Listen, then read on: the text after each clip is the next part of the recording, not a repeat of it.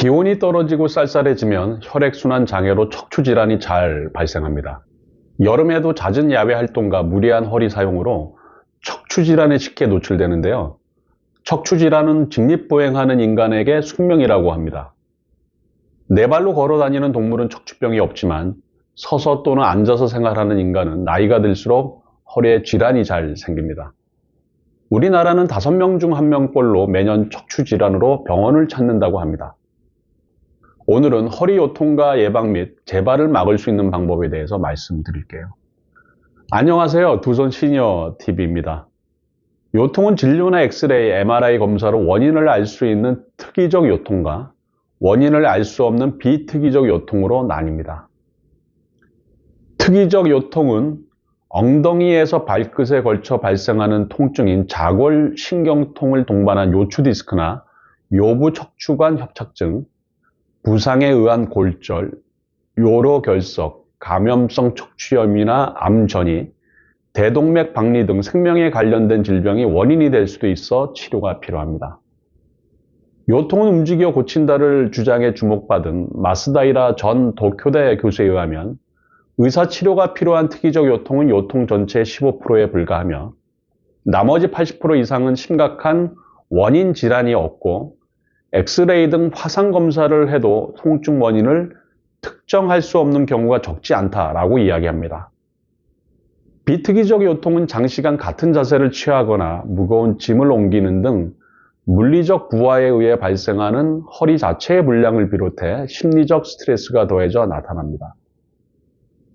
예를 들어 앉은 채로 혹은 선 채로 같은 자세를 장시간 취하거나 무거운 물건을 들거나 허리를 굽히거나 비틀거나 하는 동작을 자주 하게 되면 척추를 구성하는 추골이나 그 사이의 디스크라고 불리는 추간판, 심지어 주변의 추간 관절, 근육 등의 부하가 걸립니다. 그렇게 되면 추간판이 어긋나거나 관절염증, 근육 경직으로 인한 혈류 부족 및 피로물질 축적과 같은 불편감이 생깁니다. 추간판은 추골과 추골 사이에 쿠션 역할을 하며 허리의 부담을 줄여줍니다. 추간판 중앙에는 수액이라고 불리는 젤라틴 모양의 부드러운 조직이 있습니다. PC 작업이나 스마트폰을 조작할 때 등을 앞으로 숙이거나 새우 등의 자세가 되기 쉽고 그 자세를 오래 계속 취하면 중앙에 있던 수액이 후방으로 이동하기 쉬워집니다. 이와 반대로 장시간 서서 일하거나 걷기 등 허리가 젖혀진 상태가 계속되면 수액이 정방으로 이동하기 쉬워집니다.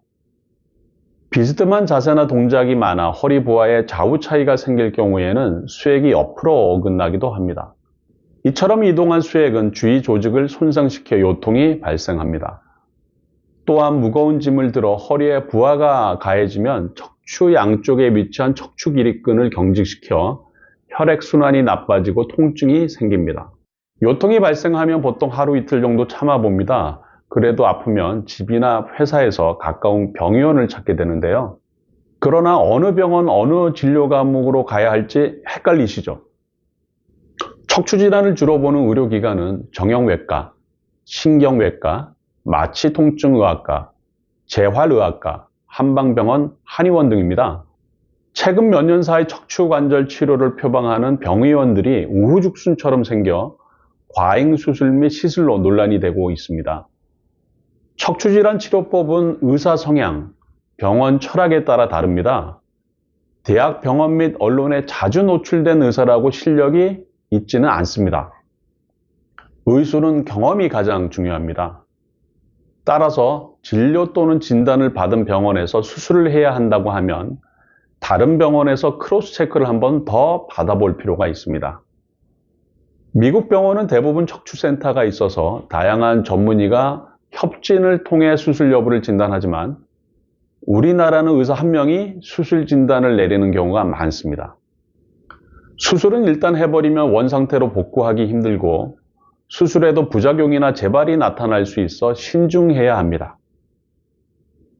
그러나 배변, 배뇨 장애를 비롯해 감각마비, 운동마비가 동반된 경우라면 수술을 고려해야 합니다.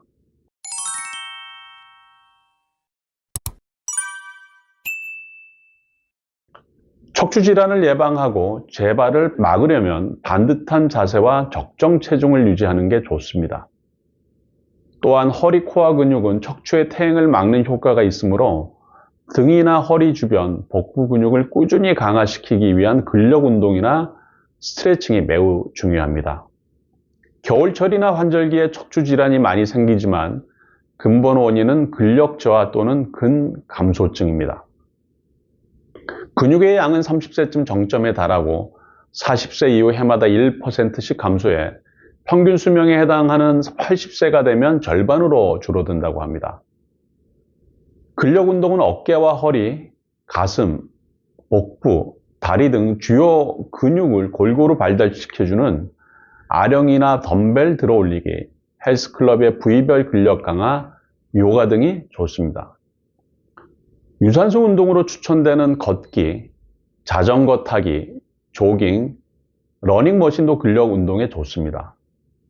일상생활에서도 담요 들어올리기, 일어서기, 팔굽혀펴기, 계단 오르내리기 등으로 근육을 얼마든지 단련할 수 있습니다. 허리 통증 환자들을 위한 자기관리법으로 낮은 강도의 운동과 앉아있는 시간 줄이기가 좋다고 합니다. 증상을 완화하려면 가벼운 강도와 점진적 강도 조절이라는 두 가지 원칙을 유의해야 합니다. 고강도 고난도 운동은 자칫 증상을 악화시킬 수 있습니다. 대표적으로 가벼운 산책이나 실내에서도 가능한 사이드 레그 레이즈 같은 저강도 운동을 꾸준히 하는 것이 좋습니다. 사이드 레그 레이즈는 특별한 소도구 없이도 척추의 코어 근육을 강화할 수 있습니다. 척추 관절이 약화되더라도 이를 지탱하는 주변 근육을 발달시켜 통증 발생을 억제하는 효과를 냅니다. 또 앉아있는 자세는 서있는 자세보다 척추에 더 큰 하중을 가합니다. 앉아있을 때에는 구부정하기 쉬워 S자 곡선 유지도 어렵습니다. 이 때문에 가급적 서 있기를 추천하지만 어쩔 수 없이 오래 앉아 있어야 하는 경우 굳어진 근육을 풀어주는 스트레칭과 척추의 S자 곡선 유지에 노력해야 합니다.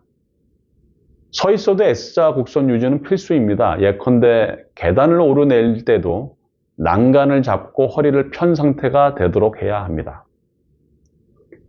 보행보족이나 지팡이도 통증이 있을 때에만 잠깐 허리를 구부리고 평소에는 허리를 곧게 펼 수 있는 높이로 사용해야 합니다.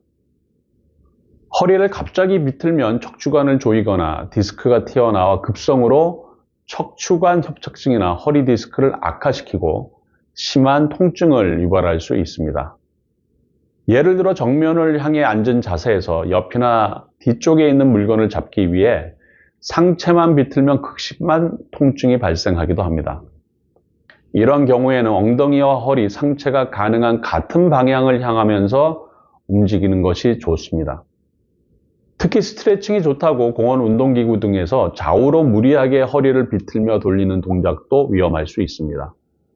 통증이나 저림 같은 이상 증상을 느끼지 않는 범위 내에서 부드러운 동작을 권장합니다. 오늘은 허리 요통과 예방 방법에 대해서 말씀드렸는데요. 이제는 100세까지 살아야 하기 때문에 삶의 질을 높이기 위해서는 허리 관리가 매우 중요합니다. 잘 활용하셔서 생활에 도움이 되시길 바랍니다. 오늘 영상이 유익하셨다면 구독과 좋아요 부탁드립니다.